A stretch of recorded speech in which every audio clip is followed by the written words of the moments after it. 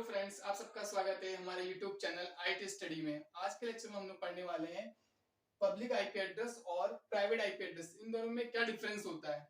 Basically पहले इसका concept समझ लेते हैं कि पब्लिक आईपी एड्रेस क्या होता है और प्राइवेट आईपी एड्रेस क्या होता है। देखिए, हमने आईपी एड्रेस की वीडियो पहले बना रखी है, जिसने नहीं देखा हो तो इस वीडियो के डिस्क्रिप्शन में आपको उसका लिंक मिल जाएगा। आप लोग आईपी एड्रेस की वीडियो पहले देख लीजिएगा, ठीक है। और जिसने देखी होगी तो बेटर है, उसको इजीली समझ में आएगा। तो पहले कॉन्सेप्ट समझ लेते हैं कि प्राइवेट आईपी एड्रेस क्या है और हमारा पब्लिक आईपी एड्रेस क्या है।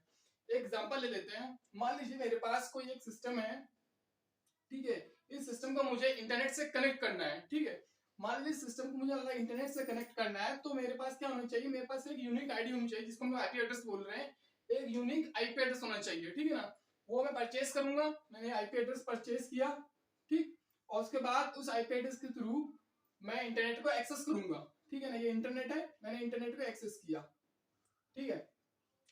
तो अब तो ये तो हो गया, ठीक है। मेरे पास एक सिस्टम था, मैंने इंटरनेट एक्सेस करना था, मैंने आईपी एड्रेस परचेज किया और मैंने इंटरनेट को एक्सेस किया। अब मान लीजिए ऐसा कुछ हो कि मेरे पास एक लैब है बनी हुई है और उस लैब में अप्रॉक्स 50 सिस्टम रखे हों, ठीक है ना। 50 सिस्टम मैंने लगा रखे हैं उस लैब में, और वो मैं चाहता हूँ कि उसमें कोई वो लोग आपस में डेटा कम्युनिकेट कर सके, आपस में कम्युनिकेशन हो, उसमें आपस में डेटा फाइलें एक्सेस कर सके, ट्रांसफर कर सके फाइलों को।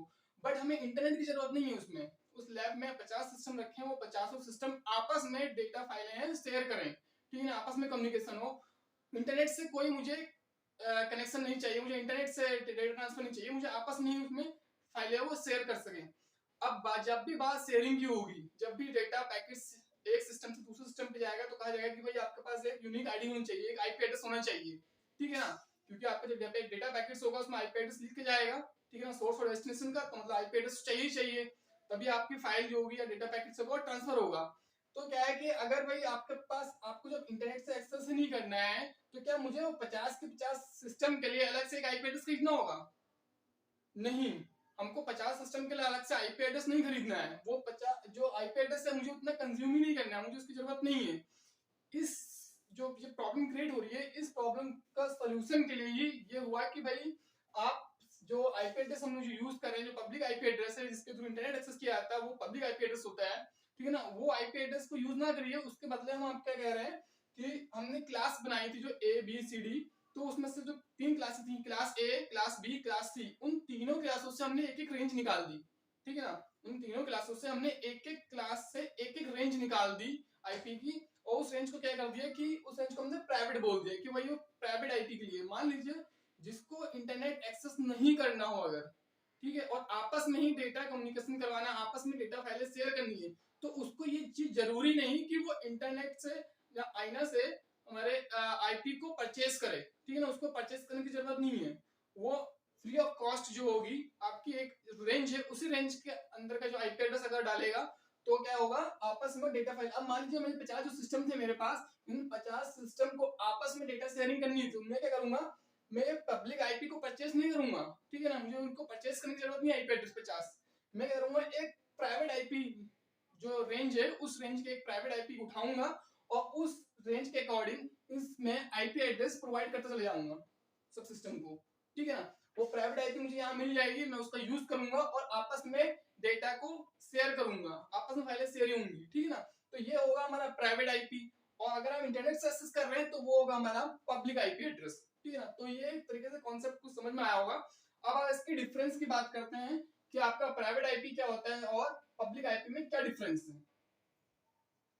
देखिए, जो पब्लिक आईपी एड्रेस होगा, ठीक है ना, जो स्कोप इज ग्लोबल, ये आपका ग्लोबली होगा। ये जो वर्क किया जाएगा इस पर ग्लोबली वर्क होगा। मतलब कि आपका जो इंटरनेट से अगर एक्सेस करना है आपको, तो आपके पास एक पब्लिक आईपी एड्रेस होना चाहिए, तभी आप इंटरनेट से एक्सेस करेंगे। आपका जो सिस्टम है, आपका जो सिस्टम लगा हुआ है, इस सिस्टम को अगर इंटरनेट एक्सेस करना है, इंटरनेट से कोई फाइल डाउनलोड करनी है, कोई रिक्वेस्ट करनी है, एक्सेस करना है कोई भी फाइल, तो क्या होगा, आपके पास इस सिस्टम में के पास आईपी एड्रेस होना चाहिए। वो कौन सा होगा, पब्लिक आईपी एड्रेस होगा, ठीक है ना। तो पब्लिक आईपी एड्रेस होगा तभी वो इंटरनेट से डेटा को एक्सेस करेगा, ठीक है। तो ये ग्लोबली वर्क करेगा।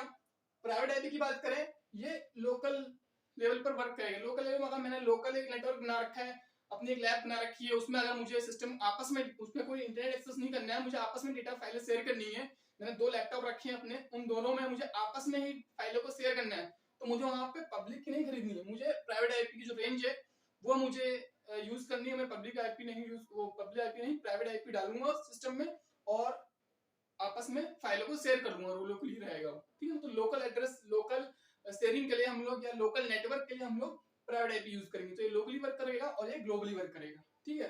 दूसरा है कम्युनिकेशन आउटसाइड द नेटवर्क। आपका जो नेटवर्क है, एक नेटवर्क बनाया गया है, उस नेटवर्क के अंदर अगर आपको वर्क करना है तो आप लोग प्राइवेट आईपी की यूज कर रहे होंगे। ये जो प्राइवेट आईपी होगा ये नेटवर्क के अंदर काम करेगा और ये आउटसाइड करेगा। भाई आउटसाइड कर रहा है, देखिए आपका सिस्टम जो है ये लगा हुआ है और आप इंटरनेट से एक्सेस कर रहे हो। आप अपने इस नेटवर्क के अंदर, जो आपका ये नेटवर्क है सिस्टम का, ठीक है ना, इस नेटवर्क के बाहर जा रहे हो। आपका जो फाइल है, जो आप डेटा एक्सेस कर रहे हो वो बाहर से कर रहे हो, आप बाहर दुनिया में जा रहे हो, आप इंटरनेट में जा रहे हो, ठीक है ना। तो आपका नेटवर्क चेंज हो रहा है, तो आपका जो पब्लिक आईपी है ये आउटसाइड करेगा नेटवर्क के बाहर कम्युनिकेशन, ठीक है ना, और ये विद इन द नेटवर्क रहेगा, ठीक है। मैंने 50 सिस्टम लगाए थे, तो 50 सिस्टम के अंदर ही, उन 50 सिस्टम के अंदर ही वो डेटा फाइल एक्सेस की जाएंगी, फाइलें शेयर की जाएंगी आपस में, और वो प्राइवेट आईपी यूज करेंगे। अगर आपको यहीं पर अगर कोई फाइल को बाहर से एक्सेस करना हो, इंटरनेट से एक्सेस करना, जो 50 सिस्टम रखे उसमें कोई फाइल ऐसी नहीं है जिसकी हमें जरूरत है और वो फाइल हमें चाहिए, तो हमें वहां पे इंटरनेट यूज करना होगा। अगर इंटरनेट यूज करना है तो वहां पे अगर हम उस प्राइवेट आईपी के थ्रू अगर इंटरनेट एक्सेस करना चाहेंगे तो नहीं कर सकते। क्यों? क्योंकि रिजर्व कर रखी है भाई, जो रेंज है, जो हमने इसमें आईपी एड्रेस डाला है अपने उस 50 सिस्टम में, वो हमने प्राइवेट आईपी एड्रेस डाला है, और जैसे ही वो बाहर इंटरनेट से एक्सेस करने के लिए रिक्वेस्ट करेगा, इंटरनेट से वो रिजेक्ट कर दिया जाएगा। क्यों? क्योंकि भाई जो आईपी एड्रेस है वो आपका प्राइवेट है, पब्लिकली नहीं है, वो आपने परचेस नहीं किया है, ठीक है। अगला है use to get internet services. आप अगर आपको इंटरनेट सर्विसेज यूज करनी है, ठीक है ना, तो आप लोग को पब्लिक आईपी यूज करना होगा, क्योंकि वो आपको परचेस करना है, उसके बाद ही आप उस सर्विस को एक्सेस कर सकते हो, ठीक है ना। और अगर आपको कोई लोकल एरिया नेटवर्क लैन वगैरह क्रिएट करना है अपना, तो लैन के लिए हम लोग प्राइवेट आईपी यूज करेंगे। एक ऑर्गेनाइजेशन है, उस ऑर्गेनाइजेशन में ऑफिस, छोटा सा ऑफिस बनाया, वहां पे सिस्टम रखे हुए हैं, अगर उस सिस्टम को आपस में कम्युनिकेशन करवाना है, ठीक है, तो वहां पे एक लोकल एरिया नेटवर्क बनाया गया है, तो वहां पे हम लोग प्राइवेट आईपी का यूज करेंगे, ठीक है। Not free of cost. जो आपका पब्लिक आईपी होगा ये फ्री ऑफ कॉस्ट नहीं है, इसको आपको कहां से परचेस करना है? एनए से, ठीक है ना।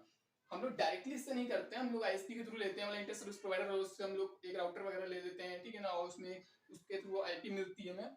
बट जो कहा जाए कि जड़ जो है हमें आईपी एड्रेस का, वो ये चीज है, ठीक है।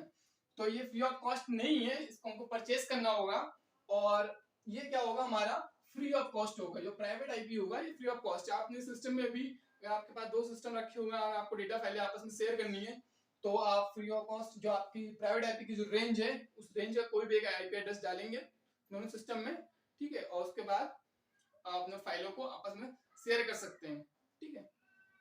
अगला है कंट्रोल बाय आईएसपी। देखिए जो पब्लिक आईपी एड्रेस है ये कंट्रोल किसके थ्रू किया जा रहा है? इंटरनेट सर्विस प्रोवाइडर के थ्रू कंट्रोल किया जाएगा, आईएसपी के थ्रू, ठीक है ना। और इसमें क्या है, जो आपका जो प्राइवेट आईपी एड्रेस है, लोकल आईपी एड्रेस पड़ा हुआ है आपका खुद का, ठीक है, आपने मैन्युअली भरा है खुद ही, ठीक है। तो ये क्या है, ये ऑपरेटिंग सिस्टम के थ्रू इसको लोड किया गया, ऑपरेटिंग सिस्टम के थ्रू इसमें निगरानी रखी जा रही है, ठीक है। ऑपरेटिंग सिस्टम कौन सा? आपका विंडोज हो सकता है, लाइनेक्स हो सकता है, यूनिक्स हो सकता है, कोई भी ऑपरेटिंग सिस्टम हो सकता है, ठीक है, तो उसके थ्रू होता है।